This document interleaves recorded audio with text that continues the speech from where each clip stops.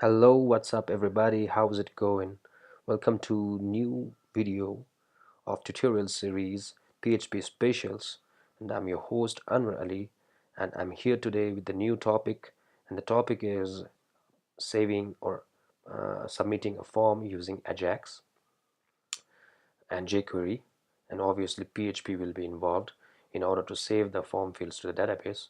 So this must be a new topic to most of you because we have been usually submitting the forms by just directly mentioning the action and hitting the submit button that refreshes the page, that submits the page to the new page where the form submission takes place, and we then save the fields to the database and then go back to another page. But what we'll be doing today is we'll submit the same form but without refreshing the page, and everything goes on background. We'll be using jQuery for that, and our client-side scripting language will be handling this form submission, and everything takes place on background, so it seems that the page is not refreshing. Everything is going on in background, and at the same time we'll be having the data being saved on our database. So this could be a really good tutorial for most of you, and we can see that in most of the cases, like we usually see in some blog site, and there is a place where we see a form to submit our comments, and whenever we submit our comment just append to the end of the comment list or on the top of the comment list, and the page is actually not refreshing or reloading, and our comment just appears on the top. So we can do that. We can also implement that, and for that we will be using some JavaScript, or let's say jQuery, and we'll be using Ajax to submit the form to some PHP file, and the form will be submitted to the PHP file in the background, and we'll be carrying out all the necessary scripts that is responsible for saving the data to the database. So let's try to do that. And since the video will cover lots and lots of topics, so I will be dividing this video into two different parts. The first part we will be covering some of the basic stuffs of jQuery and Ajax, and in the second part we'll be dealing with some server-side scriptings. And since the video or the playlist that we are working on is actually PHP, so most of the PHP learners might not be aware with JavaScript or jQuery, so I think it is necessary for me to deal with some jQuery stuffs, maybe basic stuffs, so that you get familiar to it and you understand what we are about to do. And this would be a good chance for us to learn some JavaScript and some jQuery as well. So let's start our first part. Let me open my Sublime. My amps is on. Let me close my old projects and open our folder that says PHP Specials, which is inside application amps www PHP Specials. Let us plan a project. Let us just say that we are about to submit a comment, okay, and in a post, and the comments should be seen in the bottom of the post, and whenever we add new comment, it just gets on appending on the same comment section without reloading the page. So that is what we are about to do in these two parts. And today let us learn some basic jQuery stuffs so that it is easier for us to work on it tomorrow. So jQuery, I'm skipping the basic JavaScript because the syntax is almost same to the PHP, the if else and variable definition, that those things are not so complex. So we can just skip the core concept of JavaScript and jump on to jQuery because it is really easy to learn. The syntax of jQuery, it's easy to follow and easy to learn. So let's not discuss starting from the scratch of JavaScript. Rather, we can jump on directly to jQuery, and I hope it won't be too hard for you to understand if we even skip the JavaScript. So in order to write scripts, first of all, just a basic one, we just like we write everything inside HTML tag for HTML markups, and we do PHP start and PHP open for PHP. Similarly, to write any JavaScript, we have to write JavaScript within script start, script close, and this is we do when we are writing a script in an HTML file. Okay, so inside my let me just cancel this and create a new file first. Okay, let me just don't save, and I will create a new file and name it jQuery.php, or maybe just basic js.php. Okay, I want to make this HTML page, and this will be the title. I want to give it like a basic JavaScript or jQuery. Okay, so whenever we are writing a JavaScript inside HTML file, then we have to use the tag script, and the type of it is text as JavaScript. You can just ignore it for now, it will come by default if you are using some IDE. So basically we just need a script open and a script close like this, but there's no problem in having this, and it is also good practice to have type equals to text class JavaScript. So if you have to, let's say, create a variable in JavaScript, what we usually do is, just like in PHP we have $a equals to something in PHP, right? So in case of JavaScript we don't use dollar, instead we give a keyword var in front of variable name. Let us say a equals to 2, okay, and var b equals to 3. And if I want to add these two numbers and assign it in C, what I'll do is var C equals to A plus B. Now let us just give an alert message that displays the sum of these two numbers, which is inside C, and I'll just provide you a function that says alert.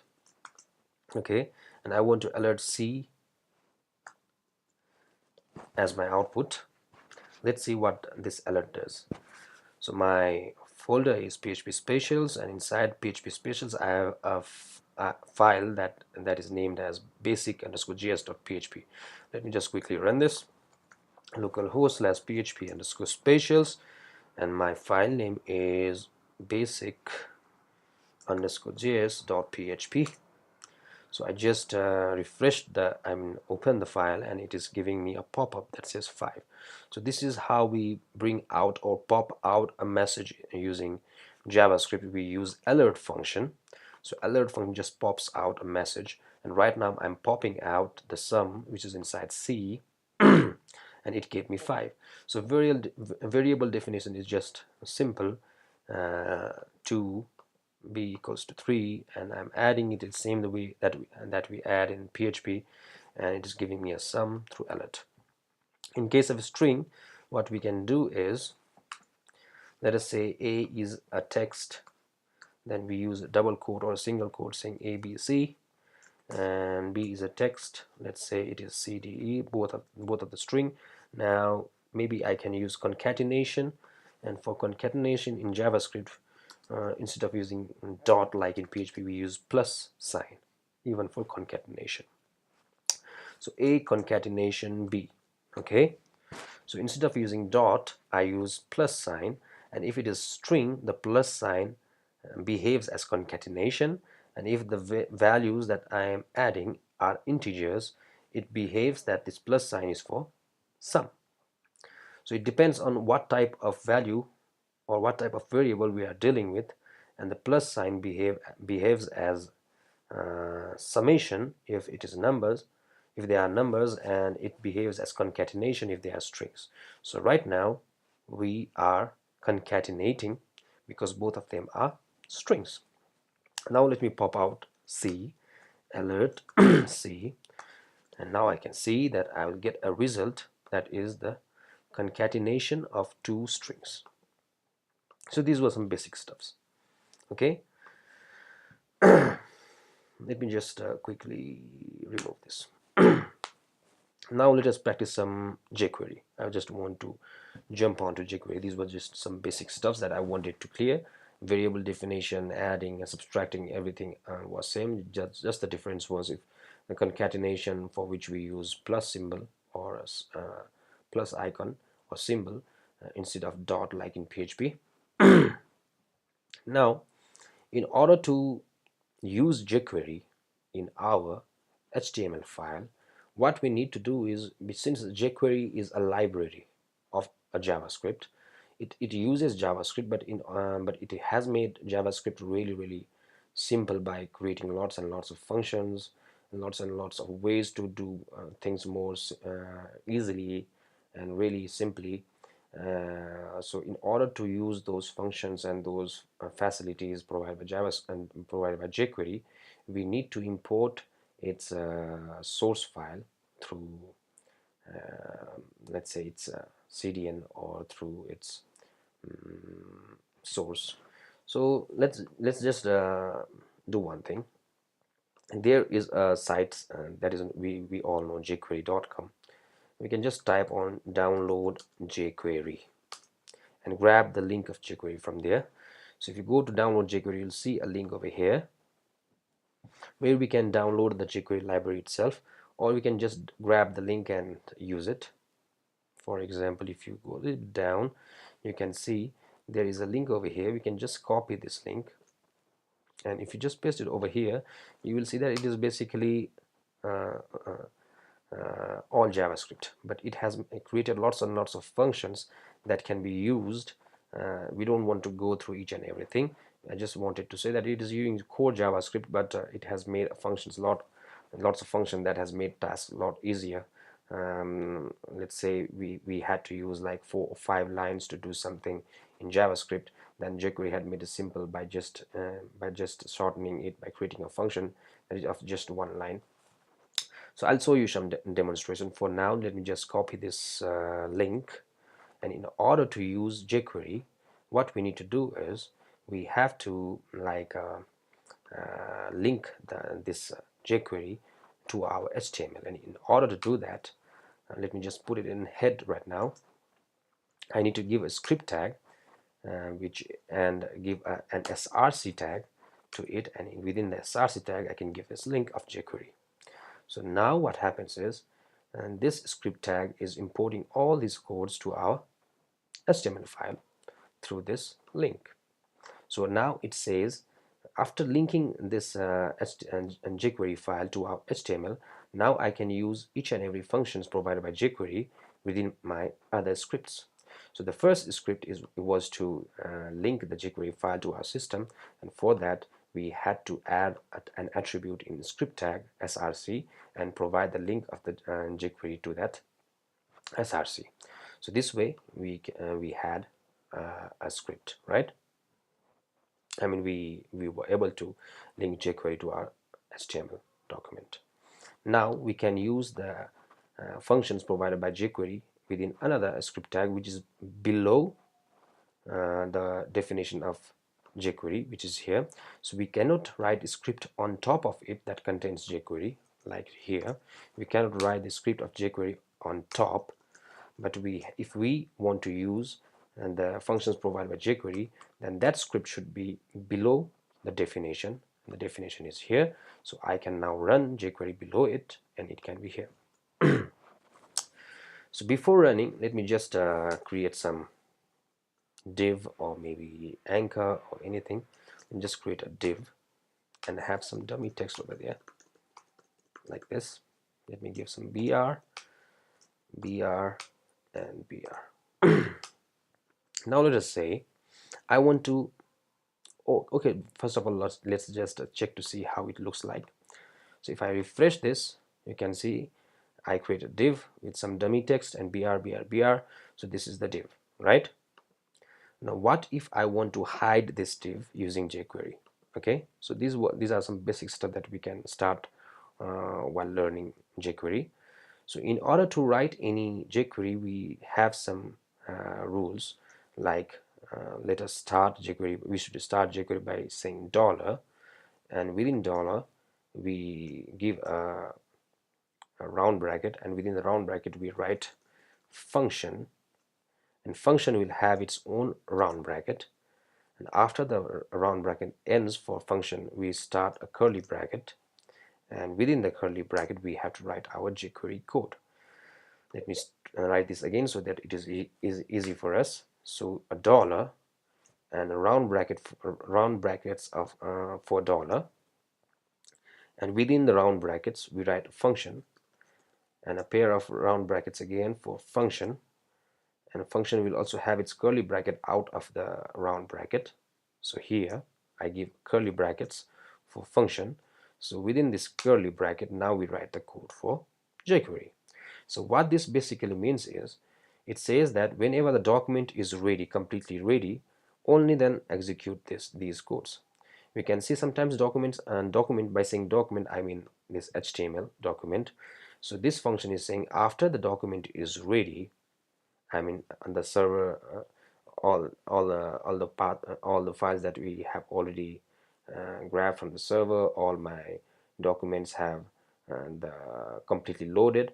Now I want to start the codes that is within this function.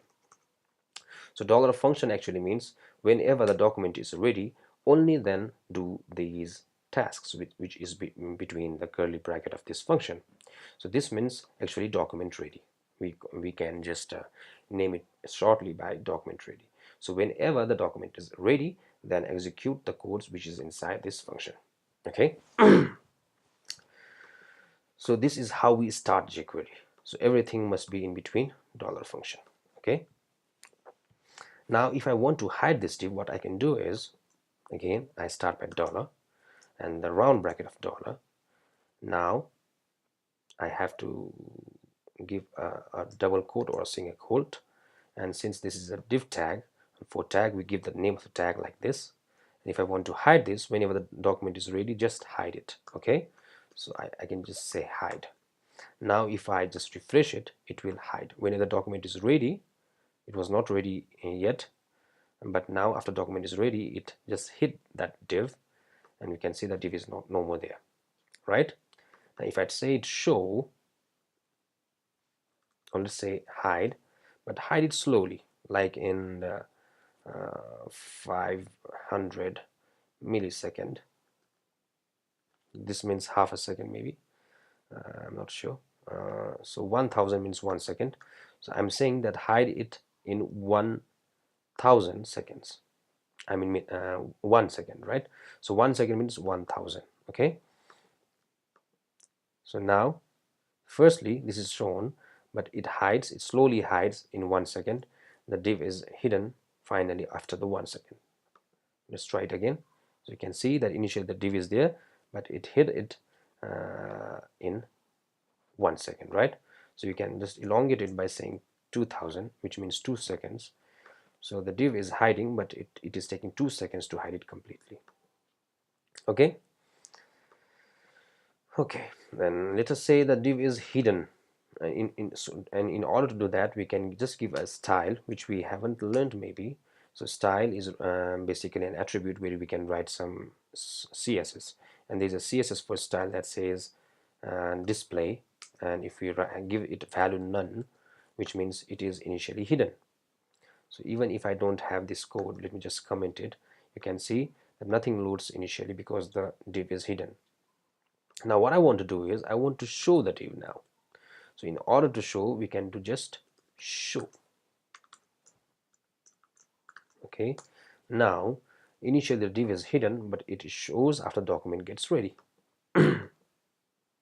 Right, but I want to show it slowly, so what I can do is I can just give the number within the show 2000, which means show it after 2 seconds. So you can see it is slowly showing, and it's taking around 2 seconds to show the div completely. So this is how we control various action using jQuery. Okay, so this is like say a selector, and this is an event that is being triggered, okay, by us. So any function that we call for a selector is known as event. So or a function maybe, yes. So this is a function that is being called for this div. So show the div in 2 seconds. Okay, now let us also try something else. Like there are some functions like fade in. So initially this is faded out, which means it is not showing, and now I want to fade it in. I mean, I want to show it. So instead of saying hide, we can also say fade out this way. This means hide. And if I want to show it, I can use fade in, which means to show. Now let's see what is an effect for fade in. Okay, right? It works same as show, but what is the difference? I want to show you. So if I use show, it will show the div from starting from top and slowly showing till the bottom, right? Like this. It starts from top and slowly shows till the bottom. But if I use fade in, all the content starts showing slowly from top to bottom at the same time. See, you could say that, right? Let's make it like 5 seconds so that we can visualize it properly. Right, now if I use show instead of fade in, I can see that this will show the content from top to bottom slowly. See, so this is the difference between fade in and fade out, hide and show. Okay, there's one more that says slide down in order to show and slide up in order to hide. So right now I want to show, so I say slide down, so it will slide it slowly downwards. And if I want to hide, I can use slide up instead of slide down. So let me just give some comments over here. So there are functions like hide, there are functions like dot show, there's a function that says fade out, and there are functions like fade in dot fade in, and a function that is slide up to hide, and dot slide down to show. And if you want to make the effect a little bit slow, you can just add the numbers over here, and every 1000 means 1 second, right? If you want to make it half a second, you can just give 500 over there, and the animation will be faster. So these were some basics stuffs to say show or hide a div. Okay, now let us try to do something else. Let us remove this div from here. Let us add a class to this div. Okay, class equals to, let's say, my div. Now what I want to do is, because there could be many div inside a document. So this is one div, this is another div. Okay, this is another div. Okay, so the top one, this one is a div, and we have another div. Let me just save this, and we have another div which is below here. This is another div, and this is another div, right? So we have two divs, and I just want to play with this div, and I don't want to touch this div. So I want to hide this div, or maybe I want to show this div, I want to do something else with this div, but I don't want to touch this div. So if I use $div.hide, it might actually hamper other divs as well, because there are lots of div in this document. So what if I want to play with only this div? I just want to work with this div and not this div. So in that case, instead of using div like this, what I will do is I will use the class, because this div does not have this class, and this div or this div has a class, and this div does not have a class, and does not have a class. So if I use specifically class instead of div over here, what I need to do is, if it has some class and I want to use this div with this class, I need to specify the class name instead of the div name, like this, Control C, Control V. So I'm using the class name now instead of the tag name. But if this is a class, I need to mention or give a dot before it. So dot represents class name. So if I'm using dot, it means my div is not a tag, but it is a class name. So it searches for the tag with my div, and it finds that this div it found the div over here. So it will hide the div automatically. The div with the class my div is hidden after this is being done. Let's see. So after the page, after I refresh the page, this content should hide as per our code. See, that is hidden. Okay, this is how we can specifically mention which div I want to work on. That is by using class, or maybe if I can even use id. So if I use id instead of class, now I cannot say dot because dot represents class. And in order to represent an id, what I can do is I can use hash instead of class dot. So this means now the div or the tag with id my div. Okay, it did the same thing. It just hit this upper div. Okay, now if I remove this, you can see the div will appear again. Yes, now if I just uncomment this, we can see that the upper div with adf with 3 lines will hide. You saw that. So this is how we can play with or work with a specific div or a specific tag by giving id or class to that tag. This was normal statements or normal function we give to some specific block or specific tags. Now what if I want to trigger something after some event is occurred? For example, let's say there is an anchor href equals to maybe hash for now with class a and c, and it says click here, and what I want to do is when I click this anchor I want to hide this. So this is an event that is being triggered, and the event is click.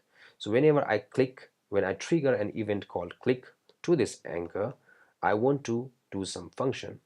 I want to run an event, and that event is hiding this div. So when I trigger, when I mean provide, and when I perform some task, or when I trigger an event, that is clicking event, I want to hide this div. So in that case, what we have to do is, so dollar function, we have all done that. So whenever, so this anchor is represented by class a and c, so I need to do dot a and c is clicked. So the click event is being triggered, right? So this is event. So whenever a click event is being triggered on an anchor with class a and c, so in that case I want to run a function, I want to do some task, I want to do some work, and that work is hiding this. So dollar, and this is, since this is id, what I need to do is has my div dot hide. So whenever I did, so previously I just had this line, so it just hid the div whenever the document was ready, right? Like this, just, I haven't saved maybe. So whenever I refresh the page, it just hid the div. Now what I want to do is I want to hide the div only after this anchor has been clicked, this way. So this is basically saying, let me write it again, whenever an anchor or any tag with class a and c is clicked, then run a function. So function should be inside this, and the round bracket of the function and the curly bracket of the function, and within the curly bracket what I will do is I will remove this. So dollar hash my div dot remove, or maybe hide, right? I want to hide the div only after the anchor is clicked. So let us refresh this. Initially it is there. Now after I click here, it should hide, and you can see it hid. So this is how we can control some functions or some kind of work through an event. So only do the task after this event has been triggered and the event is click. So only hide the div after the click event on this anchor is triggered. So this is how we control function with an event. So just hiding or showing is a function or a task, and if I want to control such task through an event, what I do is I use some event. I need to trigger some event. And so what I did was, whenever a click event was triggered in the block or in a div or in an anchor with class A and C, only then do this task, which is inside the function, which is inside the curly bracket of the function, and the task is to hide the div with id my div. So this is basically how we trigger an event and do some work after the event. Okay, so these are some basic stuff that we just did. Let me just guide you with one more thing. So it is not necessary that the event should always be click. It could even be hover. Okay, so whenever we hover a mouse above this anchor, only then hide this, right? Let's see, it is being shown right now. So when my mouse just goes over here, it went away, so it hid. So it is saying that whenever my mouse hovers over the anchor with class A and C, then I need to hide my div with the id my div, right? Let's see, the mouse is running, but when the mouse starts getting closer to the anchor and it hovers over it just like this, the div is gone. So event could be lots and lots of things, like whenever I hover over the mouse or whenever I click over the mouse. So if it is maybe input tag, so it can be whenever I press a key in that input, or whenever I let's say focus in the input, or whenever I, let's say, blur the input, then do something or do whatever we like. So this is another thing that I did. So this is I just want to make you familiar with triggering an event and doing a task inside that event. Okay, let us try to do one more thing. What I want to do is I want to create an empty div with some let's say I just want to comment this, and in order to comment an HTML tag, what I do is less than asterisk, this is not asterisk, this is exclamation, and dash dash, this starts the comment. And I want to comment the entire block that we just practiced, so that it behaves as, let's say, practicing stuff for you. Let me start a new script and a new div from here. So I want to create an empty div with class, say let's say my div, no problem. Let me start an Java script, and I want to write some jQuery stuff over here. I want to create an anchor with href has, and give the class, let's say, A and C, and it says click me. So whenever a click me is clicked, I want to do something with this div, and that is so. But before I write anything, I need to start jQuery, and for that I need to write some document ready scripts, and for that I will be doing $, and within the bracket I write function, and the round bracket for the function, curly bracket for the function, and within the curly bracket I will do my jQuery. So what I want to do is, whenever a click event is triggered for this anchor with class A and C, and in order to do that I will do $, whenever A and C is clicked, then do this task, right? Do this task. And what is the task? I want to add some text inside this. Okay, and the text is, let's say, this is a new line and line break, and if I click it again, it will again write this is a new line, this is a new line, this is a new line and a line break, this is a new line and a line break. So the more I click on this button, the more the div gets added to this div. Right now the div is empty, but after I click it, it should just keep on adding some text to it. So in order to add text to a div, what we usually do is we use a function that is known as append. So I want to append some text to the div. The div is dot my div, and I want to append some text to it, so I will use append function, and within a single quote I will add my string or character that I want to append to the div, and let's make that a string. This is a text with a line break, right? So whenever I click on A and C, this text should be appended to my div, right? Let's see. Currently the div is blank. Now as soon as I click on click me, it should append something. This is a text with a br. Again I click, and this is a text with br. This is a text with br. It will keep on doing this because an event is being triggered whenever I click on this. So and click event is triggered with A and C, and whenever it is triggered, it calls a function that does a task, and the task is to append. This is a text to my div with my div, a div with the class my div, right? So this is what we do. So append, actually what it does is it just appends new text on the bottom of the content. So whenever I click me, it will add, this is a text on the bottom. So if I want to add the text on the top of the div or top of the selector, what I need to do is I need to use prepend instead of append. Prepend. So prepend adds the text on the top of the div. Correct? So this is how some basic things are done in jQuery.